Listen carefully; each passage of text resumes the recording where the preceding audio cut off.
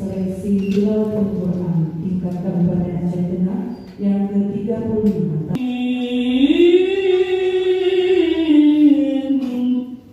Dalam seleksi MTQ yang ke-37 Kabupaten Aceh Tengah ini diikuti oleh 13 kecamatan.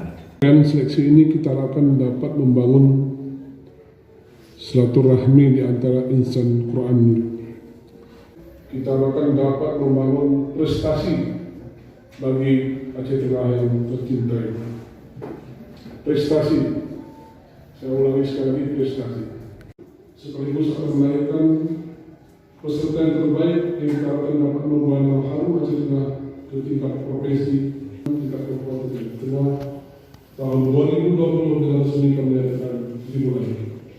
Terima kasih.